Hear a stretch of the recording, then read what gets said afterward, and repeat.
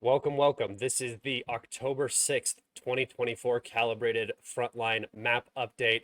If you guys want to find more of my work, you can go to the links in the description of this YouTube video where you can find my Twitter, my Telegram. Those are the two places you can stay up to date with my live streams and the videos that I post. And you will also find my Patreon, where you can join for free, gaining access to all the content I post on Patreon. If you enjoy that content and you wish to support me financially, I would really appreciate that on Patreon, on my live streams, anywhere you guys can. That keeps me going, that keeps me independent, and that keeps me bringing the news to you every day. Without further ado, let's go ahead and get into it. We are going to head over to the map. I'm just going to remove myself from the screen there. Actually, I'll put myself in the corner. I'm pretty vain like that, so we're going to keep it like that. We have a small Russian advance here in the I'm just calling this sort of the Peshani area. You can really see where the Russians have started to blossom out. They are very close to reaching the Oskil River here. They are almost to it, in fact. And it's really sort of divided this bridgehead into two different areas. You have this northern bridgehead, which is extremely tight for the Ukrainians, and the southern bridgehead, which is not as tight. But as you can see, the Oskil River over here is quite wide in some areas. It goes up and down depending on the season, but I believe right now it is still decently wide. And so, logistics down here is much more difficult, and you're going to start seeing these chunks like we are seeing right here out of right outside of Stelmakivka and just north of Enrivka, right on the Luhansk-Kharkov Oblast dividing line. This is, again, not a major advance. However, it is across the Zhibiets River, so the Russian bridgehead across that river is widening. It is a rather important advance in the grand picture of this Oskal operation. All right, moving down to our two updates in what I am now calling the Hrinki pocket right here, just north of Kharkov. Ukrainian forces are incredibly deep. If you go onto my Twitter or my Telegram, links in the description, you will see a graph that or a post that I made basically with a bunch of maps, a topographical map of the situation. And so if you want to see it a little bit more in depth, you can go over there and look at it there. But so far, if we're looking at it in terms of the logistics routes, right? This Russian advance right here into Novo Seladivka has actually cut officially, physically cut one of the lines of supply that ran into Hrinki. It was likely that there wasn't much running here since the Russians are already in this location, but now it is actually physically cut. And if we go down here, you can see that the only remaining logistics line from Kharkov, which is the main logistics hub, as Pokrovsk has already been cut.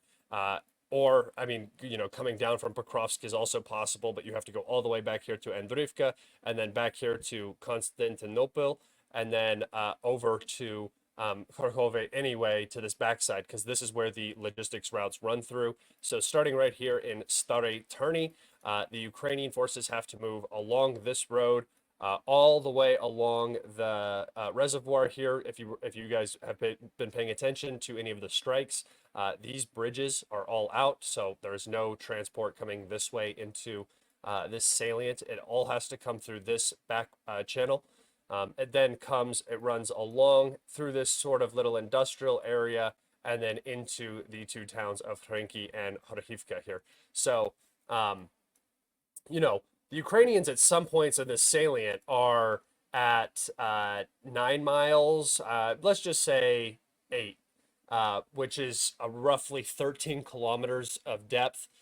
This is a very deep salient that the Ukrainians are now finding themselves in. The situation is not very pleasant for them. Supply is going to become extremely tight, and most of these positions here west of this advance are going to shortly become untenable for the Ukrainians. It really doesn't make sense. I mean, they have to hold it because the lines behind are not any more beneficial for the Ukrainians. So they don't really have a lot of good options here. If they give up this Vovocha line, there's just nothing pleasant remaining back here for them to sit behind and defend.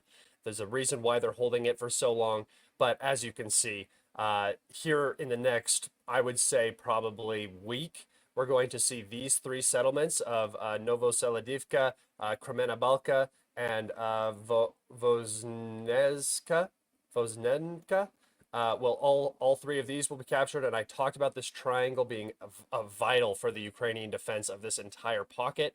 Once this triangle has been captured, the Ukrainians will basically have no options to stay in this pocket. And I made my prediction in my last live stream. If you guys don't know, I do daily updates most every day that I don't have a live stream, just to keep you guys caught up. It's going to be a shorter video. But in my live streams, I do a lot more in-depth analysis on this stuff. And I had presented this prediction for from just in my live stream yesterday. If you want to go watch that, you can find that if you go to my videos and then go click over to live, you'll see all of my live streams. You will see that I talked about this prediction specifically, and that this is how I saw the Russians advancing along the railroad and forcing the Ukrainians out of this pocket. And, you know, even if it doesn't go exactly like this, I mean, even this push right here, even creating a slightly smaller pocket for the Ukrainians is going to put them in an equally difficult situation. And this area right here is not of the utmost importance to the Russians if they can just advance down through these fields and just force a massive route out of this area. I am going to take us over to and that orange line, if you were wondering, was the rail line here that I believe the Russians will follow as they normally do. I'm going to take us over to the topographical map real quick, just to show you the situation in that area in terms of supply. So here's that Korhove Reservoir, and here's that road that runs along that reservoir all the way down here in this blue area, and then finally comes up into the red high ground right here. So as you can see, the Ukrainians are trying to hold this advantageous high ground on this bank of the Vucha River. Unfortunately, the Russians have already compromised that back up here. Over here. So, you know, there's no high ground left really for the Ukrainians to utilize. This is just a hill that is slowly being encircled. And that's sort of the situation. So you can see how the logistics route that's remaining open runs along the low ground. The Russians, being on the higher ground right here, will have an easier time interdicting logistics. This is about to turn into a major rout, guys. This is not good for the Ukrainians at all. And we will likely see a massive retreat here, which was the title of my last live stream, and just really sort of the general direction I think the Ukraine war is going in. They're starting to prepare their audience. They're talking about fluid defense to inflict the most damage on Russian forces that are advancing. That's code for we're about to retreat. It's about to look really bad, but we're going to cope for it by saying, you know, we killed a bunch of Russians and destroyed a bunch of equipment, and the whole thing has not been worth it. That is not the situation at all. The Ukrainians have no ability to stabilize. They are outgunned, outmanned across the entire front line. This is the collapse. This is the snowball. Get ready, guys. It's going to come quick, and it is going to just like one morning you're going to wake up and you're going to be like, oh, we're fighting. This is a completely different war that we're watching being fought in front of us. Yeah. So I have one last update. Oh, I'm sorry, I didn't get to this one. Just to the north, equally as important because it follows the pattern of, you know, capturing this little triangle right here. But Russian forces have completely captured the poultry farms here in Sukorina.